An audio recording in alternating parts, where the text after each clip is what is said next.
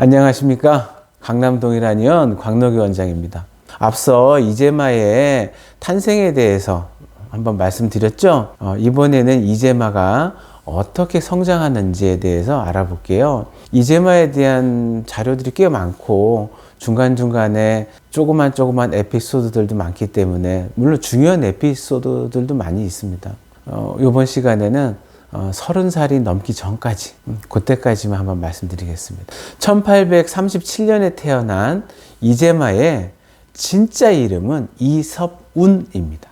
할아버지 이충원이 꿈속에서 제주도 마를 만났기 때문에 제마라고 이름을 붙였던 거죠. 근데 이재마는 이서푼보다 이재마라는 이름을 더 좋아했어요. 그리고 이재마라는 이름을 사용하였습니다. 서자인 이재마를 족보에 올려주고 기초학문을 가르쳐준 할아버지 이충원의 이재마 사랑이 굉장히 컸다고 합니다.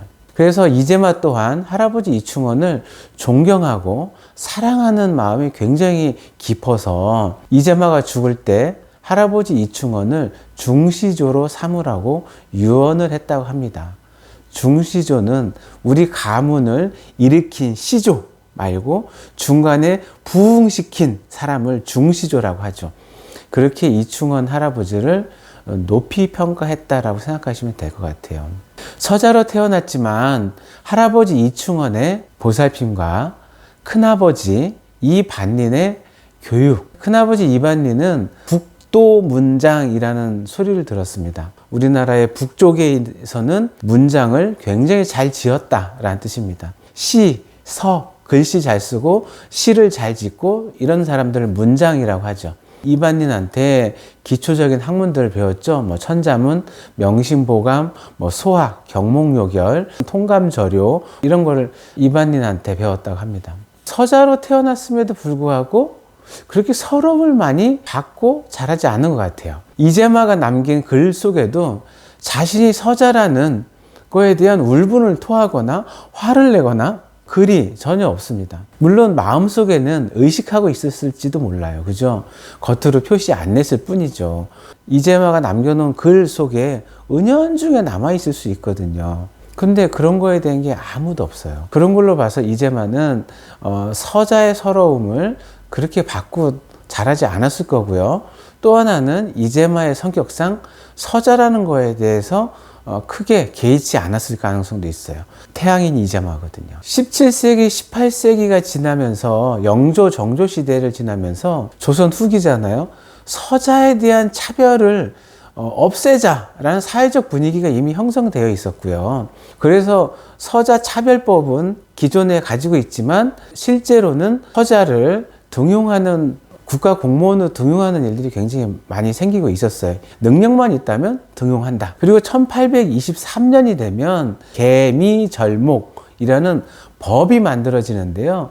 이 법 내용이 뭐냐면 서자도 중앙공무원이 될 수 있다라는 법이에요. 서자에 대한 차별철폐법이라고 보시면 됩니다. 어쨌든 이재마는 서자로 태어났음에도 불구하고 할아버지 이충원이나 큰아버지 이반린의 교육을 받으면서 잘 자랍니다. 근데 우리 아버지 이반호 나오지 않습니다. 아버지의 사랑을 받았다든지 혹은 아버지한테 교육을 받았다. 기록이 남아있지 않아요. 이 아버지 이반호가 1849년 4월 27일 38살에 사망을 합니다. 이재마 13살 때. 이재마는 아버지의 사랑도 잘 못 받은 것 같아요. 어머니에 대한 사랑이야 당연히 없었죠. 어머니는 맡겨놓고 집에 들어올 수가 없었으니까, 집 안에 들어올 수가 없었으니까. 학식은 있지만 병약한 아버지의 사랑도 별로 못 받고 이충원 할아버지의 사랑, 그 다음에 이반린 큰아버지의 보살핌 속에 크지 않았나 싶습니다. 그리고 그해 8월에는 함경북도의 지방향시죠. 아마 지금 정도로 하면 지방의 영재 선발대회 정도 될 것 같아요. 예. 여기에 나갔다가 이재마가 장원으로 뽑힙니다. 1등을 했다는 거죠. 그래서 이충원이나 이반린이 모두 글재주가 좋았고 그 두 사람한테 교육을 받았기 때문에 이재마도 글재주가 좋았었던 것 같아요. 그래서 장원의 뽑힘으로 인해서 이반호 이제마의 사망에 대한 슬픔이 어느 정도 좀 가려지지 않았을까 이렇게 추측을 합니다. 근데 1849년 겨울에 할아버지 이충원이 72세로 또 사망을 합니다. 이거 정신적인 지주가 사망한 거죠. 어쩌면 아버지 이반호가 사망했을 때보다 이제마가 받은 충격이 더 크지 않았을까 생각이 들어요. 그리고 또 4년 뒤에 1853년 2월에는 큰 아버지이자 스승인 이반린이 51세 역시 사망합니다. 그래서 이 이제마가 4년 동안에 정말 가장 가까운 친인 그 3명을 떠나보내게 되죠.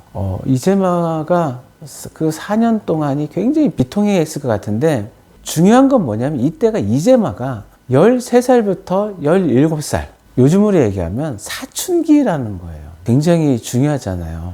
그래서 이 슬픔에 젖은 사춘기 소년 이제마가 이때 집을 떠나서 뭐 가출을 해서 연해주, 만주를 여행했다는 설도 있습니다. 그래서 근데 그건 사실이 아닌 것 같아요.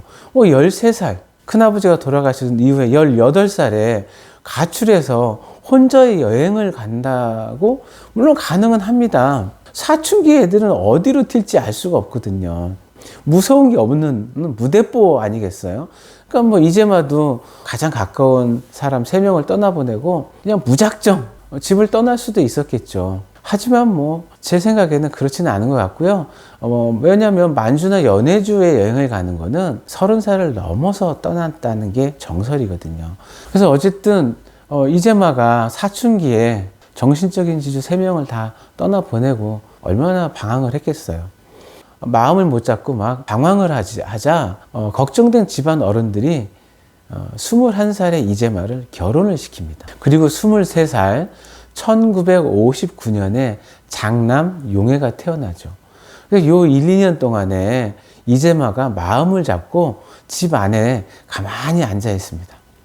옛날이나 지금이나 방황하는 청춘들에게 가장 좋은 약은 결혼, 그다음에 결혼해서 아이의 출생 이런 것 같아요. 그래서 결혼하고 아이 낳고 마음이 안정되어 가지고 집에서 한동안 있었습니다. 마음을 잡고 좀 뭐 좀 하려고 했는데 용해를 낳은 김씨 부인이 덜컥 출산 7개월 만에 사망을 합니다. 그래서 부인을 잃은 슬픔, 그 자꾸 되풀이되는 가족들의 죽음, 뭐 이런 것들에 대한 그 분노와 슬픔이 막 쌓여가지고 이제마가 덜컥 병이 생깁니다.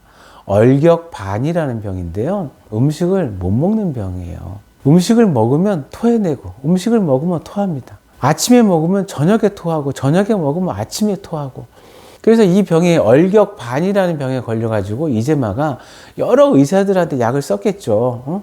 조선 후기에 함경도에 있는 여러 의사들한테 약을 썼는데 약을 먹어도 듣지가 않아요. 그러다 보니 어떡하겠어요.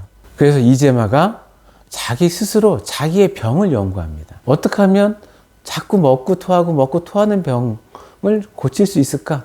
그래서 이것저것 시험을 하다가 발견한 음식 혹은 약이 뭐냐면 겨우 몇 가지를 얻었는데 솔잎, 꽃감, 메밀 이런 거예요. 이걸 먹으면 토기가 가라앉고 소화를 시켜냅니다. 이제마가 사상체질의학을 발견하는 아마 큰 계기가 되었을 것 같아요. 우리 하루 이틀만 못 먹고 또 토하고 먹고 설사하고 막 이렇게 하면 속이 허하고 기운 떨어지고 그러잖아요. 그죠? 막 미치려고 그러는데 이제마는 이거를 몇 달을 그렇게 했다 그러니까 얼마나 힘들었겠어요. 그래서 병 고치려고 약은 먹었는데 약은 효과가 없고 정말 미칠 것 같았을 거예요. 자신의 몸을 연구하고 그리고 찾아냈죠. 자기한테 맞는 약과 자기한테 맞는 음식을. 그리고 이런 경험은 이제마한테 어떤 생각을 하게 됐냐면 우리 모두 다 같은 사람인데 그리고 똑같은 병증인데 왜 토하는 병증에 저 사람한테 듣는 약이 왜 나한테는 효과가 없지? 왜 그렇지? 이렇게 의심을 하게 됐다는 거죠.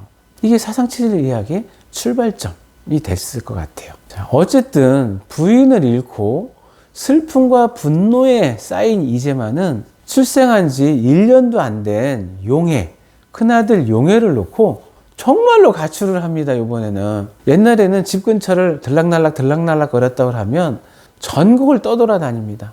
함경도에서 남쪽으로 쭉 내려가서요. 저 밑에 전라도까지. 어쩌면 이거는 태양인 기질 때문에 그러실 수도 있어요. 태양인은 가만히 한 곳에 정착하는 일이 쉽지 않은 기질이에요. 소음인 체질은 한 곳에 정착을 굉장히 잘합니다. 한번 눌러 앉으면 어디 가려고 하지를 않아요. 태양인은 어떠냐면 한 곳에 정착하지 않고 계속 움직이거든요. 부인을 잃은 슬픔도 있었겠지만 태양인 기질 때문에 그렇게 방랑벽이 심했을 수도 있겠다라는 생각이 듭니다.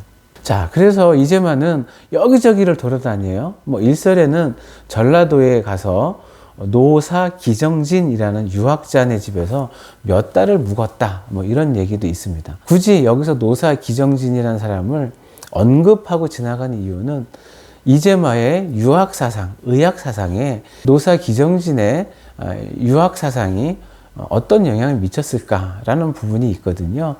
학문적인 영향이죠. 시간이 된다면 노사 기정진이 이재마의 학문 사상에 어떤 영향을 미쳤을까? 혹은 영향이 아예 없었을 수도 있겠죠. 한번 그런 부분을 한번 살펴보는 시간을 가질 수도 있어요, 제가. 네, 그래서 한번 하는 거고요. 또 잠깐 집에 들렸다가 집안에 일이 있으면 잠깐 집에 들렸다가 또 다시 집을 나가고 계속 집에 잠깐 들렸다가 집을 또 나가고 계속 방황의 길을 다닙니다. 20대 중반 후반에. 그래서 이재마가 이삿갓이라고 불려야 되지 않을까 했을 정도로 전국을 떠돌았다고 합니다. 집에 남겨진 큰아들 용해를 돌보지 않아요. 집안 어른한테 맡겨놓고. 자, 이런 것들은 어떻게 될까요?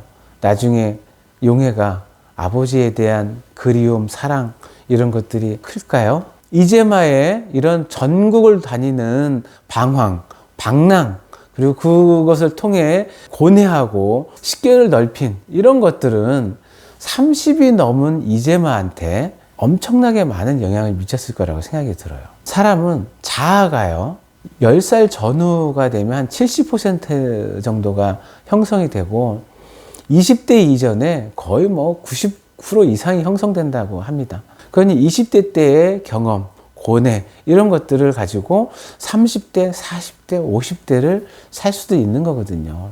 그래서 30대 이후에 우리의 모든 삶은 10대나 20대에 만들어진 고뇌와 그 다음에 지식, 경험 이런 것들을 가지고 사는 거거든요. 그리고 30대, 40대 때는 자신이 가진 지식들이 이 현실에서 어떻게 적용되고 이론과 다른지 이런 것들을 경험을 통해서 교정하고 수정하고 하는 것들이 30대, 40대 이렇게 가는 게 아닌가 생각을 합니다. 그래서 이재마가 10대와 20대 때 이렇게 많은 시련과 고통과 이런 것들을 겪으면서 사람과 자기 자신에 대해서 많은 성찰이 있었을 것으로 생각이 듭니다. 이런 깊은 성찰을 가지고 이재마가 안정된 30대를 살기를 저는 기원하고 있습니다. 다음 편 기대해 주세요.